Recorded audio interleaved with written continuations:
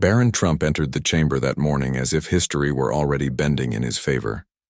With a stoic expression and the calm confidence of someone raised beneath the golden umbrella of privilege, he believed that this hearing, no matter how aggressive, would unfold according to his family's script, that the name Trump would once again shield him from the full weight of truth.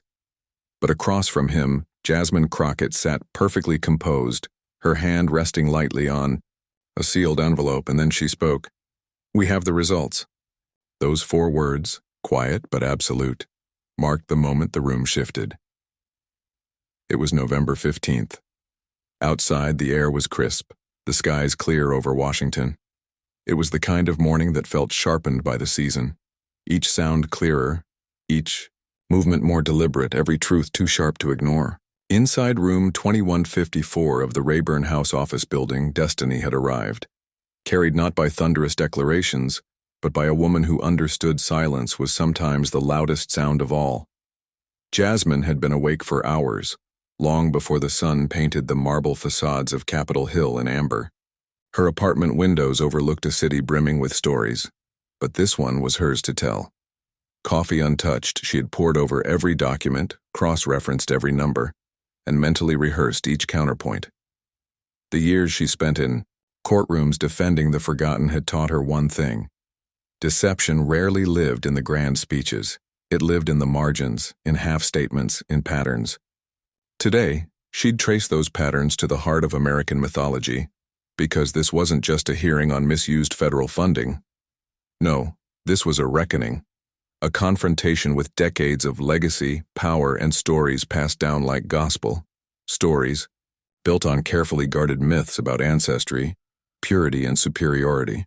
Stories that had, whether whispered or screamed, influenced who was let in and who was shut out of the so-called American dream. As Jasmine walked the polished corridors of the Capitol, each footfall echoed like a countdown. Her briefcase held color-coded files, each folder a weapon sharpened by meticulous care. Blue held the genetic truth. Green contained financial evidence. Red, correspondence. Yellow housed the constitutional framework that would support what was about to be exposed. This wasn't a case. It was an autopsy on a lie that had lived too long. The hearing room buzzed with quiet intensity. Mahogany walls, aged portraits, leather seats arranged like relics from another time, all witnesses to the collision between power and accountability. Camera rigs panned slowly across the space, their lenses trained for any flicker of truth or denial. And seated front and center, beneath the unblinking gaze of the American flag, Barron Trump. At 29, he had been groomed for this role, educated in the best institutions, taught how to speak in firm tones, how to wield charm as a deflection. His suit was bespoke, navy blue, his demeanor calculatedly poised. 3 attorneys flanked him, guardians of legacy, briefcases neatly placed like shields between their client and consequence. They were prepared for everything, except the precision of Jasmine Crockett. She hadn't come to play politics. She came armed with science, evidence, and a mind forged in the fires of courtroom warfare. The sealed envelope before her wasn't a prop. It was a scalpel. And everyone in that room knew something irreversible was about to unfold. Journalists filled the gallery seats, their fingers hovering above keyboards. Immigration activists whispered among themselves. Policy aides clutched their pens tighter, their faces drawn with anticipation. There was a strange quietness in the air, not from disinterest, but reverence. This wasn't just another hearing. It was a fulcrum moment. The microphones picked up every twitch, every cough, every sigh. The hum of the air conditioner became a heartbeat of the room, pulsing beneath the steady murmur of preparation. Barron's voice broke the tension first. He began with a rehearsed opening, smooth and controlled. "Chairwoman Crockett," he said, stretching the title ever so slightly. "I appear today not out of obligation but principle. What we're witnessing is nothing less than an abuse of congressional power, an attempt to vilify a family for the crime of advocating American interests. First." The performance was polished. Every phrase a familiar chord from the playbook of denial. He positioned himself as the victim, framed the hearing as a political charade. He denied wrongdoing. He dismissed the allegations as fiction. He referenced transparency, legality, compliance. But Jasmine didn't blink. She let the silence linger, heavy and unyielding.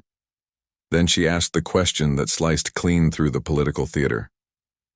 Mr. Trump, are you familiar with the methodology behind autosomal DNA testing? It was surgical, unexpected, and deadly. Barron hesitated only a second, but cameras caught it. A flicker of unease passed across his face.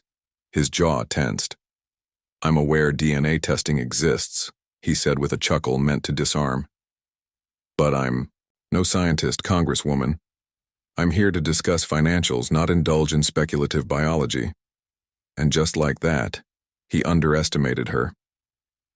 Jasmine's eyes didn't leave his. Her fingers unlatched the blue folder. This, she said, holding up a document with a federal seal, is a certification from the National Institute of Standards and Technology.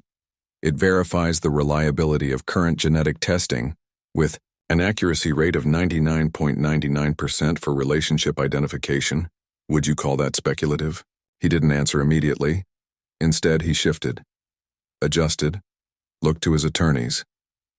Let's focus on the real issue here, he said at last, a trace of desperation coloring his tone. This hearing is about wasting taxpayer dollars on a personal vendetta. But he was already losing ground, and he knew it. The silence that followed wasn't just awkward. It was symbolic. The first wall had cracked, and Jasmine was just getting started. Jasmine's gaze didn't waver. Her stillness was power. Let's talk about taxpayer dollars then, she said, her voice as calm as ever. Yet in that composure was a steel blade. Between 2018 and 2024, your family's foundation received $4.7 million in federal grants, supposedly for research into historical migration trends. Were you aware of this funding? Barron's eyes narrowed for a moment. He leaned slightly toward his attorney, a hushed exchange buzzing into the microphones, though indistinct to the room. He returned upright and cleared his throat. The foundation has engaged in various legitimate research initiatives over the years, he answered slowly. We've always aligned with federal guidelines and maintained full documentation. The mission has been clear, to understand America's historical roots. But he hadn't answered the question. He hadn't said yes. He hadn't said no. Jasmine nodded once, almost imperceptibly, as if ticking off a box, as if confirming that everything was proceeding exactly as she'd expected. Interesting, she said. Her hands moved with deliberate grace as she opened the green folder and withdrew a new set of documents.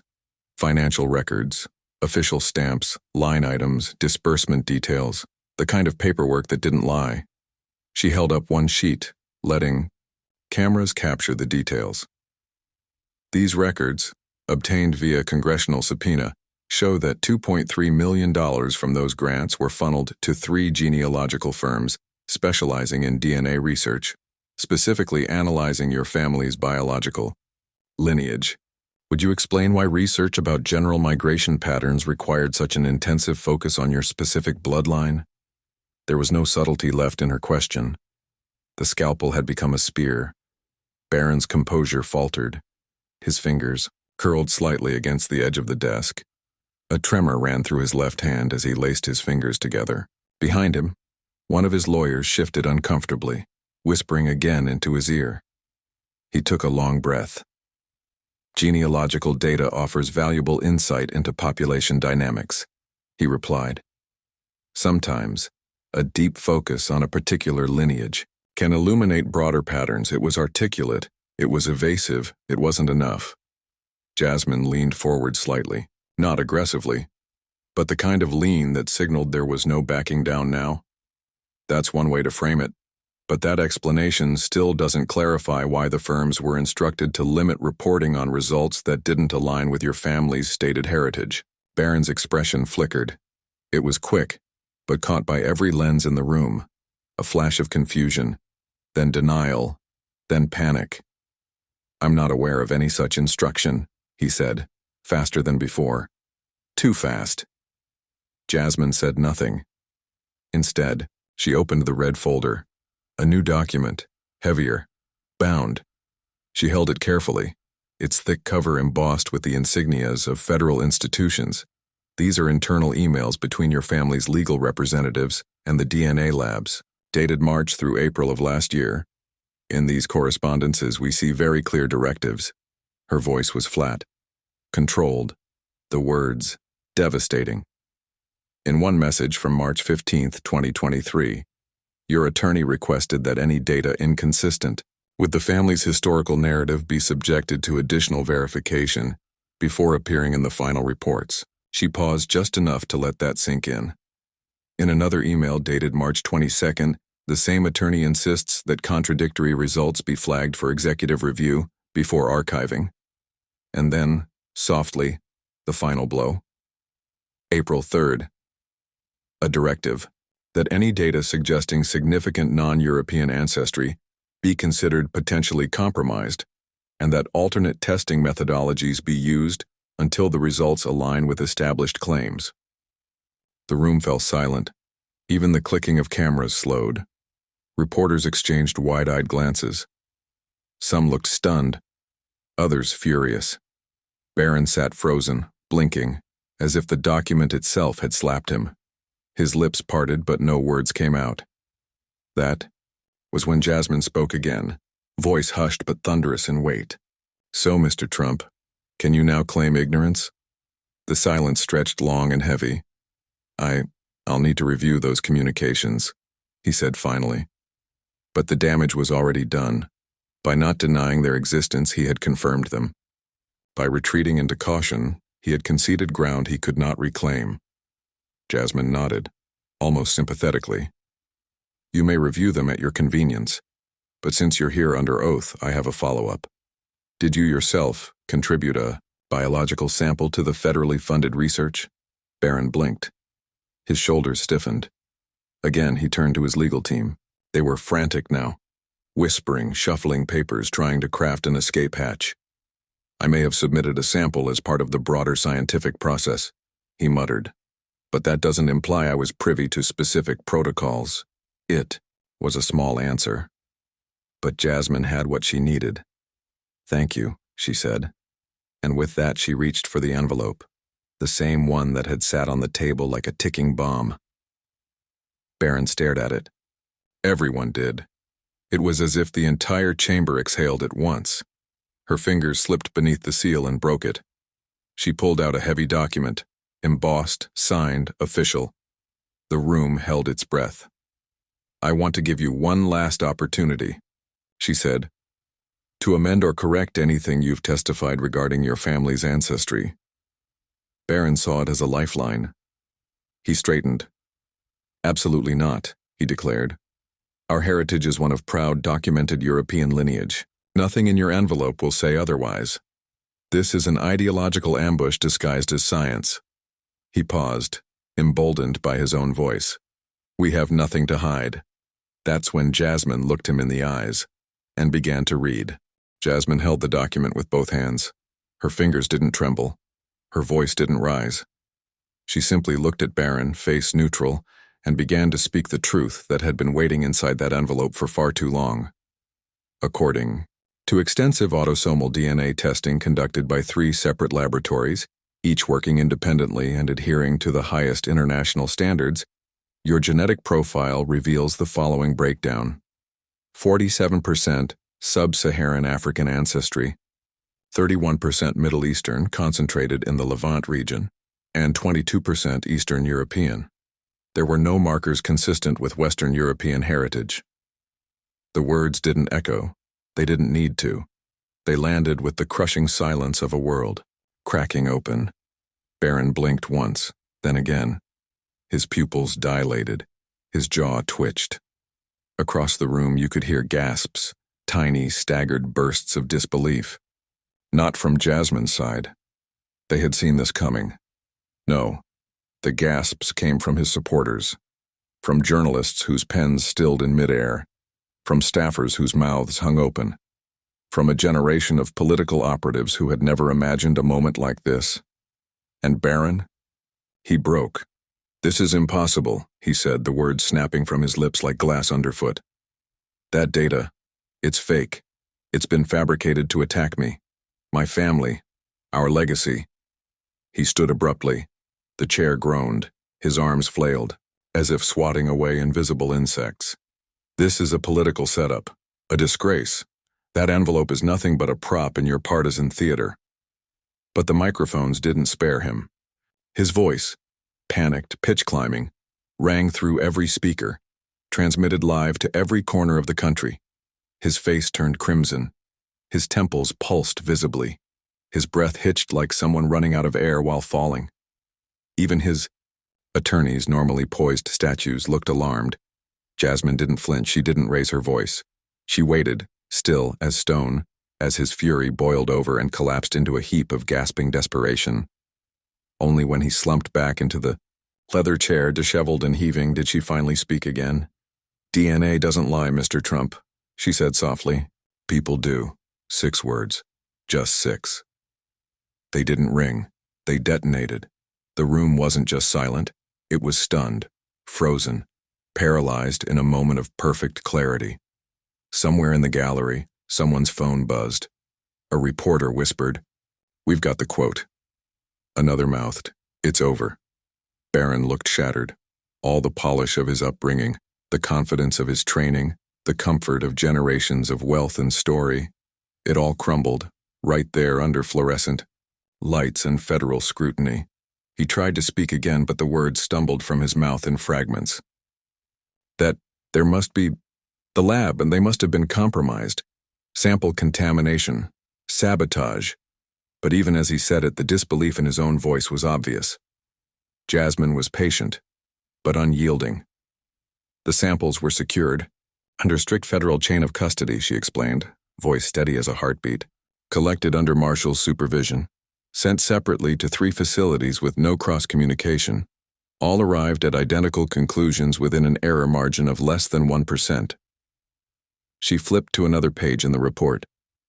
The markers were then compared against global genetic databases, over 10 million profiles, matched against known migration patterns, historical records, and population genetics research.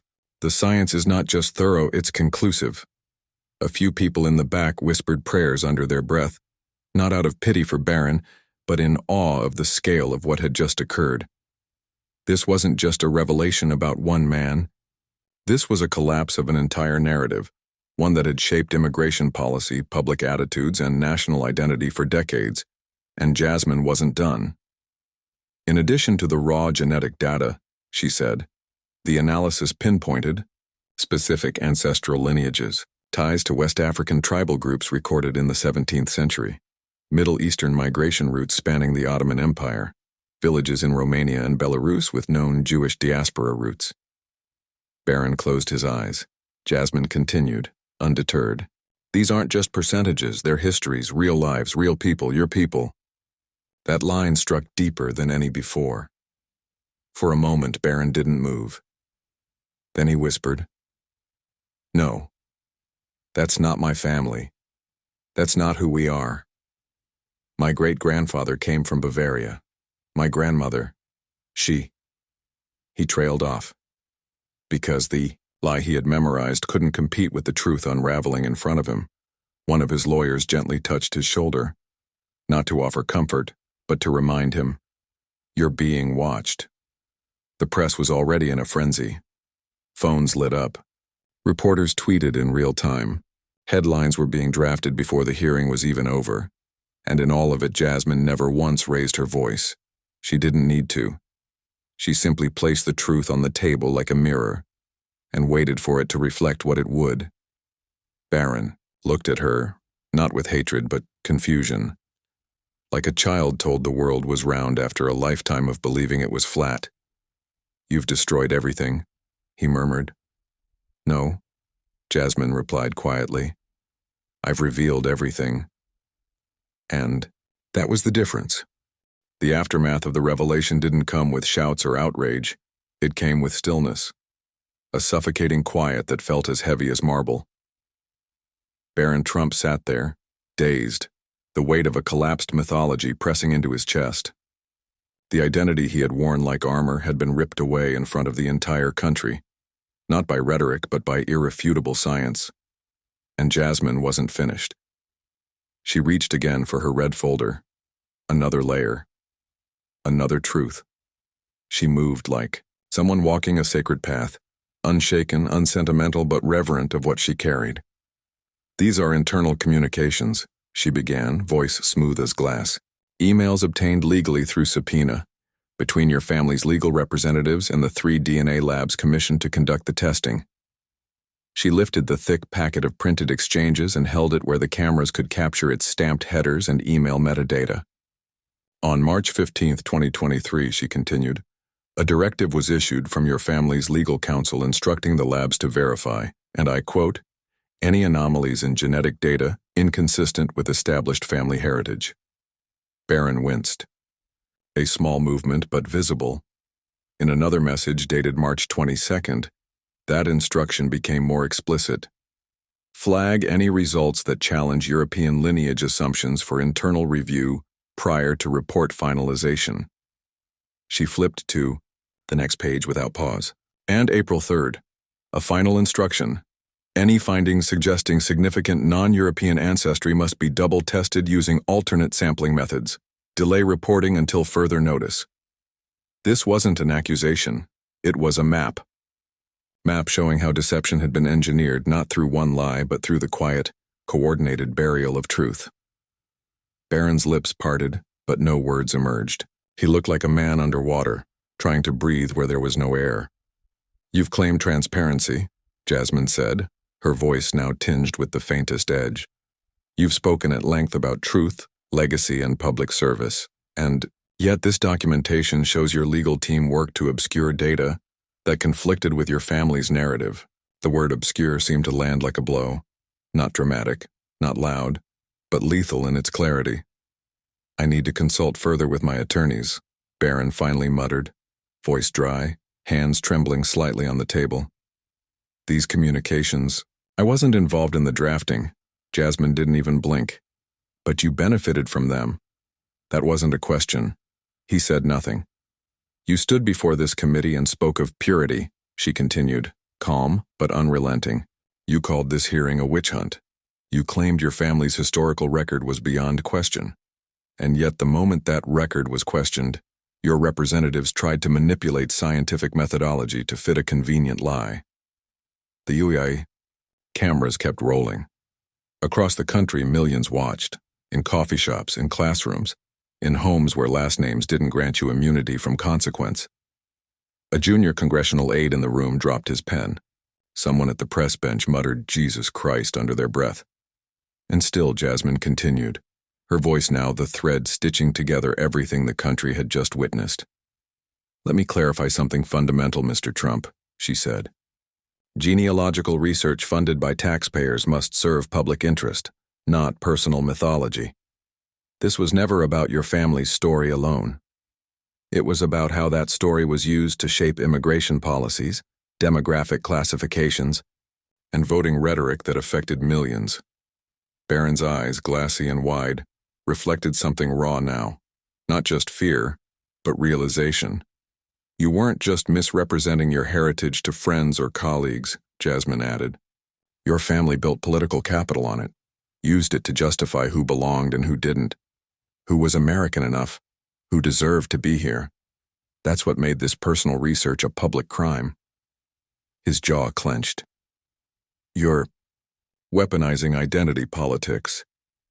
I'm revealing how you did, she snapped back, still without raising her voice. A murmur swept through the room. Not outrage, not disagreement, just recognition. A slow, collective understanding. This isn't about blame, Jasmine said. This is about accountability. You claim the mantle of leadership. That means owning the truths behind your image, even when they're inconvenient. Especially then. She flipped to another document, her eyes scanning briefly before she laid it down. This memo from your foundation's internal board meeting outlines a communication strategy drafted in 2021. It recommended, in anticipation of unflattering test results, that all references to genetic research be minimized in public statements, a preemptive retreat. Barron looked visibly sick. "And yet you stood here today and insisted your family had nothing to hide." He exhaled hard. It sounded like a man trying to hold back everything he'd been trained never to show. Doubt, vulnerability, defeat. "I didn't know," he said.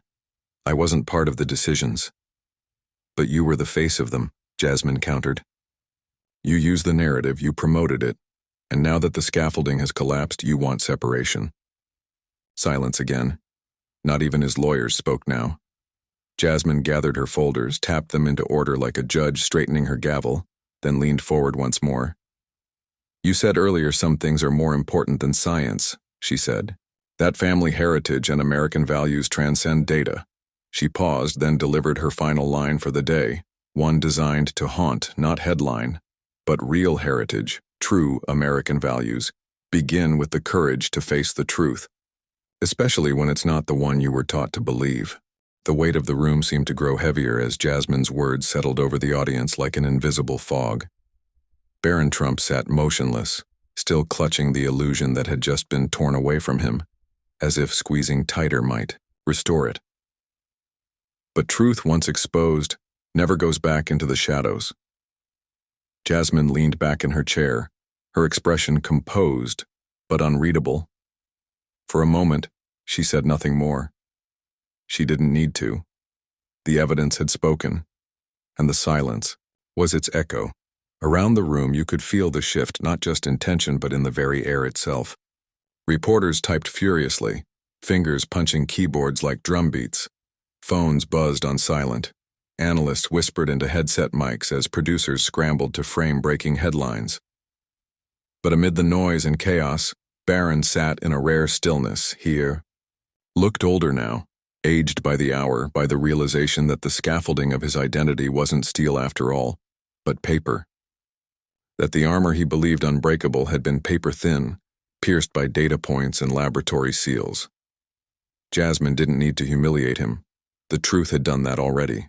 But what remained, what had yet to be unraveled, was the broader machinery that enabled this myth in the first place.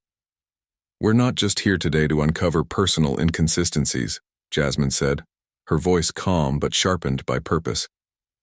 "This hearing is about the appropriation of public funds for private preservation of false narratives." Barron looked up briefly but said nothing. Jasmine gestured to a chart that staffers had positioned on an easel behind her.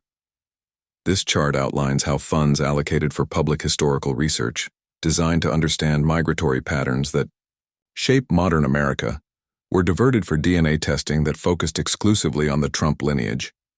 The chart was damning. A red flow of funds tracing back to 3 firms, dotted lines showing how the foundation's executive board directed testing, and emails confirming suppression of inconsistent results. "No other family was included," she added.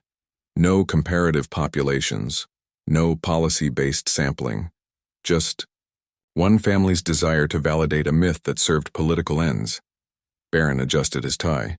It was a small gesture, but in context it looked desperate, like someone trying to hold on to formality while everything else collapsed. "You said you weren't involved?" Jasmine continued. "But your signature appears here, authorizing the 3rd phase of testing in 2023. A staffer handed her a printout. She held it up for the committee. "Would you like to clarify your role in that authorization?" Barron blinked slowly. "I sign a lot of documents," he said, weakly. "That's not a denial." He glanced toward his attorneys, but they offered no help this time. They too knew what was coming. "It was routine paperwork," he added. "I wasn't aware of the scope." Jasmine let the pause stretch again. She had learned long ago that silence, when used sparingly, could unearth more than any question. Then she continued.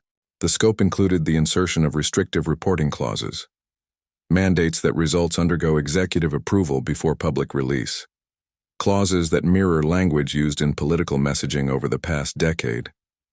Her finger tapped a section of the document. "You weren't just preserving a story, you were scripting policy." Barron's mouth tightened into a thin line. He had no reply. Jasmine softened her tone, though not her resolve. "Do you know what's most troubling about this, Mr. Trump? It's not the ancestry. It's not the funding. It's the refusal to Accept reality once it's presented with evidence. The insistence that myth is truth and truth is betrayal. He looked down now, as if the polished wood of the desk might offer escape. But there was none. And what happens next, she said, is not just about accountability for you.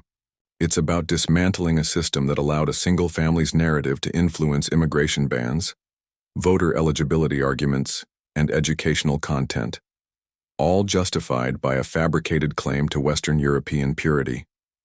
The words were clinical, but their implications thundered. Barron began tapping his finger on the desk, a nervous rhythm echoing through his microphone. He couldn't stop, couldn't control it. Jasmine reached into her yellow folder now, the one reserved for constitutional context. This committee has reviewed all legal precedents regarding the use of federal funds for private genealogical research. This hearing may very well lay the groundwork for criminal referral to the Department of Justice. Barron's tapping stopped. He looked up slowly, the reality finally sinking in. This wasn't just embarrassment, this was exposure. Legal exposure. You may think this is personal, Jasmine added, but it's not. It's institutional, it's systemic. It's about the integrity of science in shaping public discourse. She placed the yellow folder gently on the table and folded her hands. And if America cannot protect truth at this level, how can we ever claim to govern on behalf of all people? Barron's hands fell to his lap. For once, he didn't look defensive. He looked hollowed out, like someone who had fallen through the floor of his own story.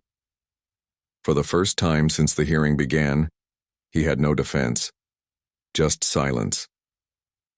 Jasmine looked at the chair. "I have no further questions at this time," she said. The chair nodded solemnly. The cameras kept rolling, but the truth had already arrived and it wasn't going anywhere. The room felt like it had been drained of color. The air wasn't just quiet, it was still suspended between what had just been revealed and what could no longer be denied. Barron Trump sat at the witness table like a man freshly unmasked, blinking, against a light he'd never prepared for. Even as the chair moved the hearing forward, murmurs crept through the gallery. Journalists were already racing to package the moment. "DNA doesn't lie, people do," Jasmine's calm declaration, was being clipped, shared, and immortalized in real time. Screens across the country lit up with the phrase, "It had begun," to take on a life of its own, faster than any press release or official statement ever could. But Jasmine wasn't focused on virality. Her attention remained fixed on the institution, on the systems that enabled a single family to claim ownership over the narrative of identity itself. She requested the floor again, and it was granted without hesitation.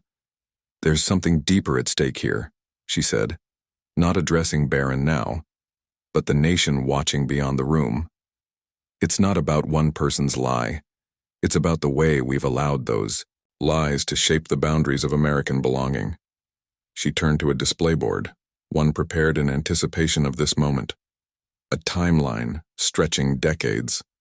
Along it were marked instances where policy decisions aligned directly with rhetoric rooted in family mythology. Travel bans, refugee caps, debates over birthright citizenship. "Here," she said, pointing to 2018. The administration cited ancestral integrity in defending an executive order that limited immigration from non-European nations. The language used mirrored internal talking points from the Trump Foundation's genealogical briefings that, we now know, were based on scientifically false premises. The evidence wasn't speculative. It was a paper trail, matching language, identical phrasing, direct influence. Barron didn't raise his head. Jasmine continued, "This isn't just an ethics breach. It's a distortion of democratic principle. Taxpayer-funded research wasn't used to inform public good. It was used to entrench privilege, to gatekeep identity." She clicked to the next chart. This graph shows how federal grant money, allocated for wide-scale migration pattern analysis, was disproportionately funneled into projects centered on one lineage, one name, one myth.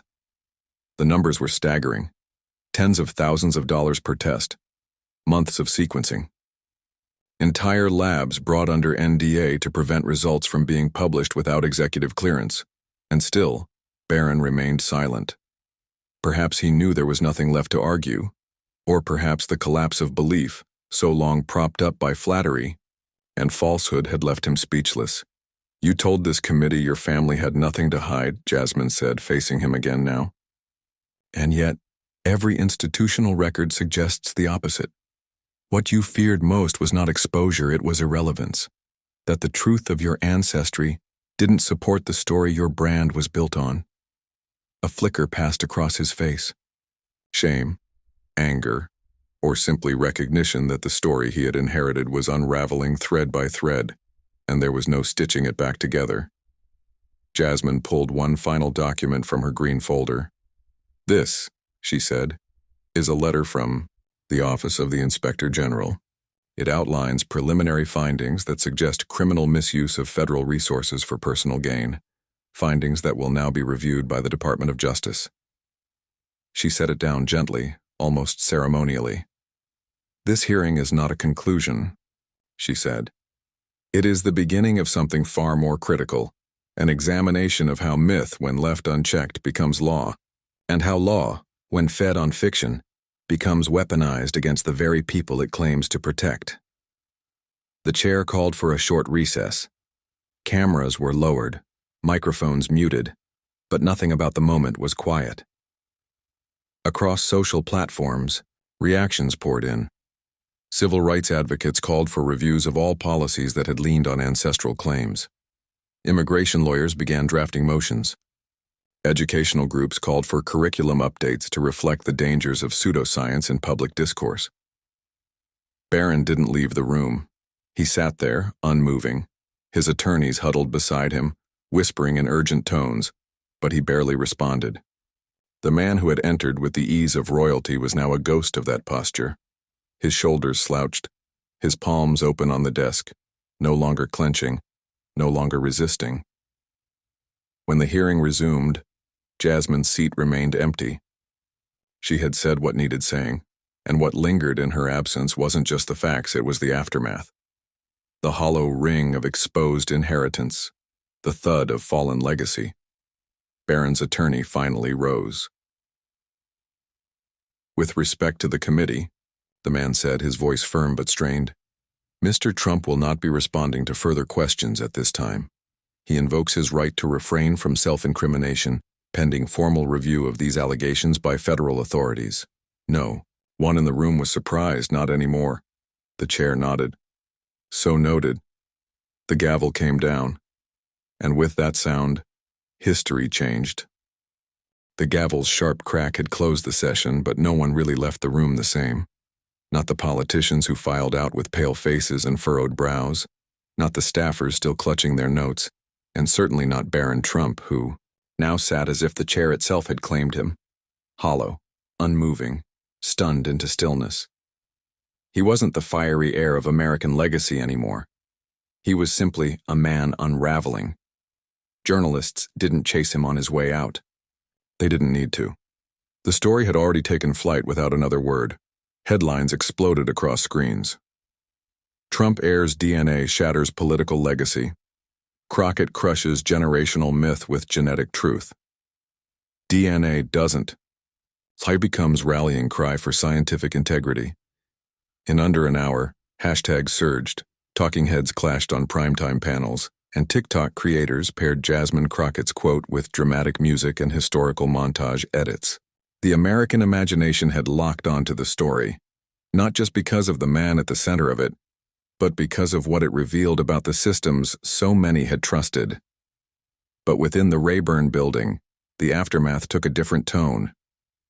Inside, a side chamber, Jasmine stood by the window sipping the same cup of now cold coffee she had left untouched since dawn. The same calm that carried her through every word, every reveal was still there. But now there was something heavier behind her eyes. She had delivered the truth.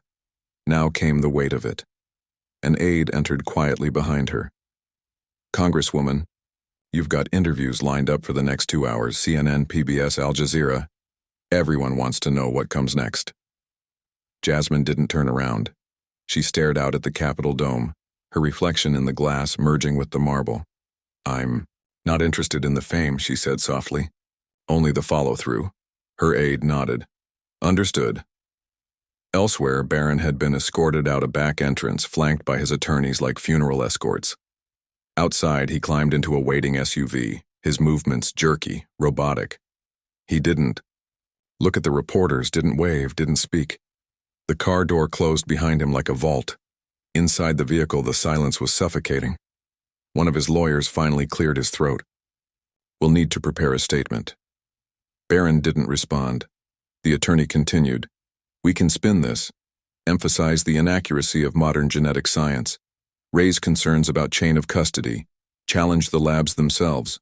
There's room to sow doubt." Barron turned slowly. "No," he said. It was the first time he had spoken since invoking his rights. "No spin." His voice was distant, strained. "You saw the results. You saw their faces. You saw mine." The lawyers exchanged glances. He leaned back into the leather seat and stared at nothing. "If I keep lying now, I become exactly what she said I was. Not just wrong, but irrelevant." It was an admission, the kind his family had never made. Not publicly, not even privately. But in that moment, Barron understood what no courtroom, no speechwriter, no strategist could undo. He had built his sense of self on a fiction. And now, stripped of that fiction, he was standing in an open field of truth with no map, no compass, and no voice. That truth wasn't just personal. It was national. Back in the hearing room, cleanup had begun. Staffers packed up charts, unplugged cables, and gathered stray papers. The American flag still hung silently in the corner, untouched by the storm it had just witnessed. But the biggest shift was intangible. A truth had taken root. And like all truths, it would grow. Into classrooms, into courtrooms, into dinner table conversations and policy debates. That evening, on a rooftop overlooking the city, Jasmine finally allowed herself a moment of exhale. She wasn't smiling. She wasn't celebrating. She was processing. A fellow member of Congress approached, glass of water in hand. "You realize what you did in there today will be taught in political science courses for the next 50 years, right?" Jasmine offered a small nod. "That wasn't the goal." He smirked. "Still, it's already happening. You gave people language. You gave them clarity. That's power." She turned to look at him. "Power without purpose is just performance." He raised his glass. "To purpose, then." She didn't clink her glass. She didn't drink. She just stood there watching the lights of the Capitol flicker beneath the rising night, because she knew this wasn't the end. The truth had been revealed. Now came the reckoning. 2 days later, America was still shaking. News outlets hadn't stopped running segments since the hearing. Social media platforms were flooded with analysis, memes, outrage, and applause.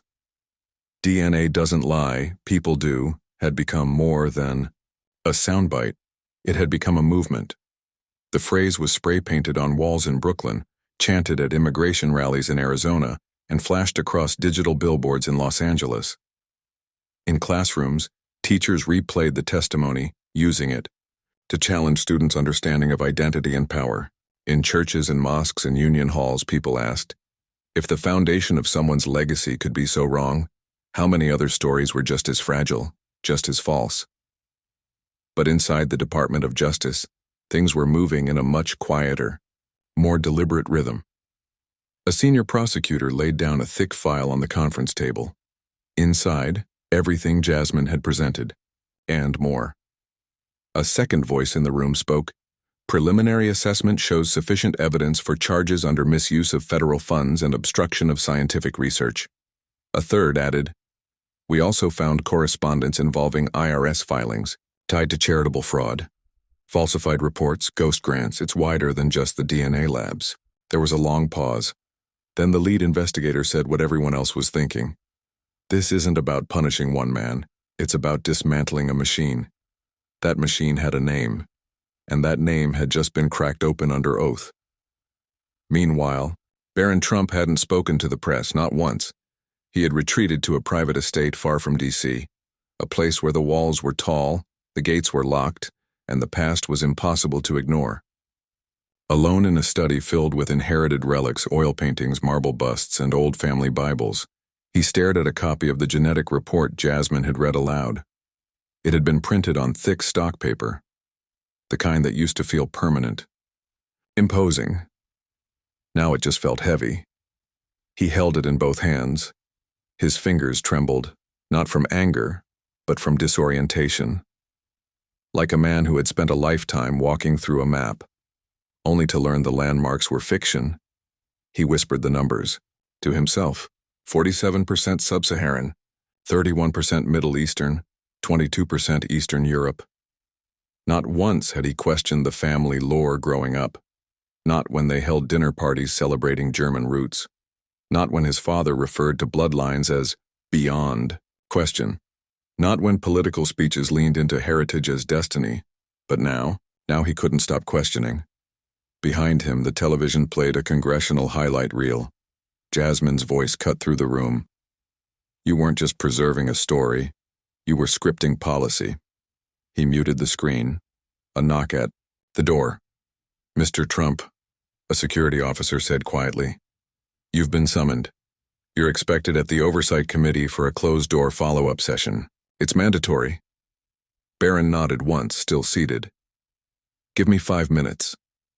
He looked around the room. At the flags.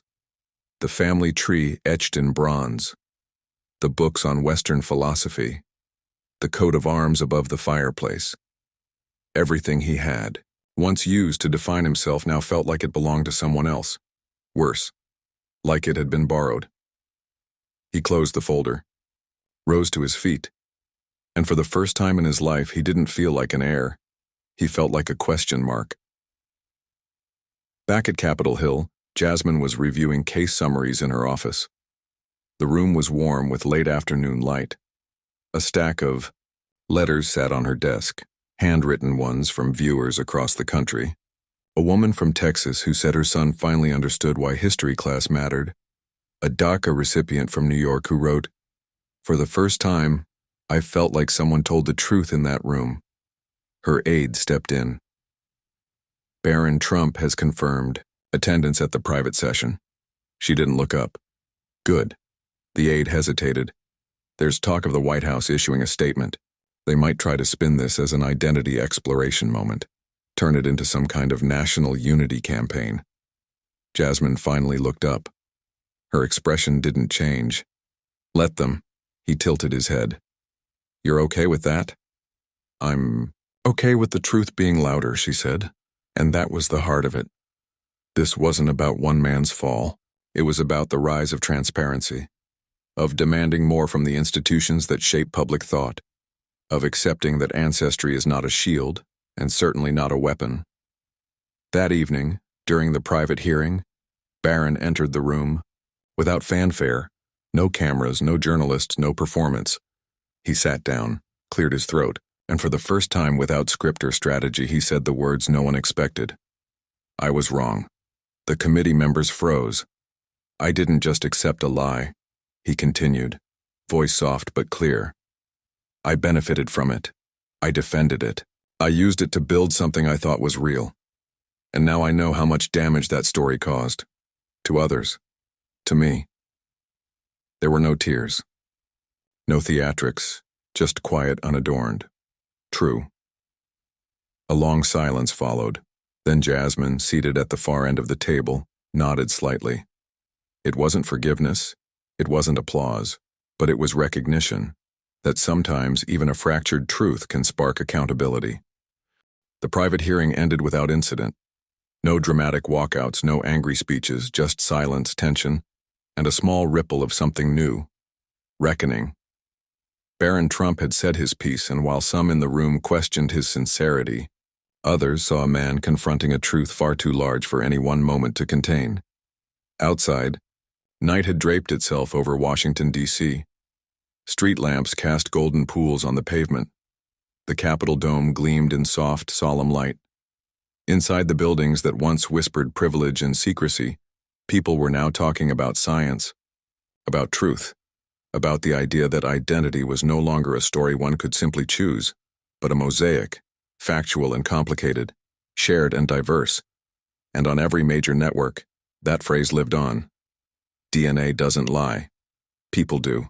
It was painted across protest banners, worn on t-shirts, printed on the covers of magazines. What had begun as a clinical moment of congressional inquiry had become a cultural flashpoint, reminding a generation that truth, when told with clarity and courage, could shift an entire nation's narrative. In classrooms, teachers no longer began history lessons with dusty timelines. They began with questions. What stories have we inherited that we've never questioned? Who gets to decide who belongs? At the Library of Congress, researchers began compiling a public record, the Trump Ancestry Oversight Proceedings. Thousands downloaded the documents in a single weekend. College professors rewrote syllabi. Sociologists launched new case studies on inherited myth versus scientific fact.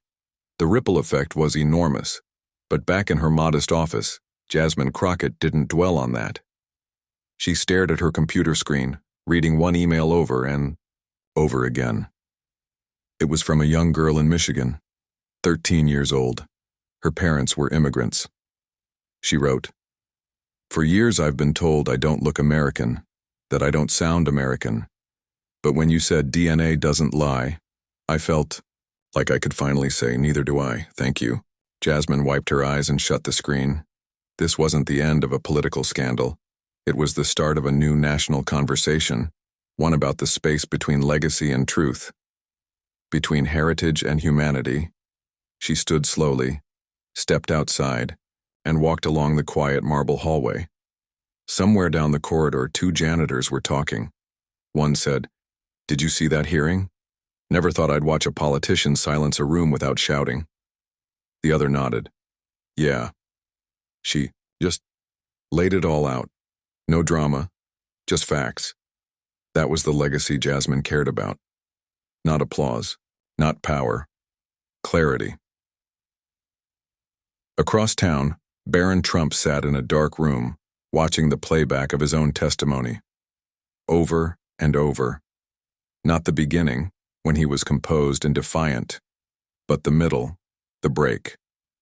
The precise moment the envelope was opened, and Jasmine began reading his genetic report aloud. It played in a loop. Each time he flinched slightly when she said, 47% sub-Saharan. He could still hear his own voice cracking in response, could still see his father's framed photo on the mantel above the fireplace, smiling, arms crossed, the picture of certainty. And yet everything in that photo now felt like fiction.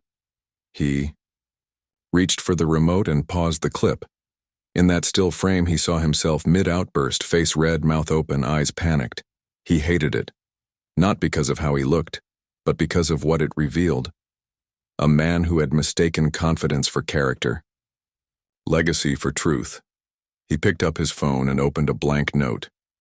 He began to write, not a press statement, not a legal defense, just thoughts. For the first time, he wrote in his own voice. "I used to believe I was a legacy, that my story was written in bloodlines and inheritance. But now I see how much I never questioned, how much I never earned. Maybe truth isn't supposed to be easy. Maybe it's supposed to leave a mark." He stared at the words, then closed the screen. Outside, a breeze rustled the hedges lining the estate's perimeter. It was quiet. Too quiet. But inside Barron Trump, the noise had only just begun, the kind that follows a life when the lies fall away and something more painful, but more honest, begins to form. The following week, a federal ethics committee opened formal proceedings. A special prosecutor was assigned to review misuse of funds, suppression of scientific data, and potential obstruction. No one knew yet what penalties would be imposed, but everyone knew one thing. The myth had been broken, and in its place, something else had begun to grow, imperfect, complicated, and fragile.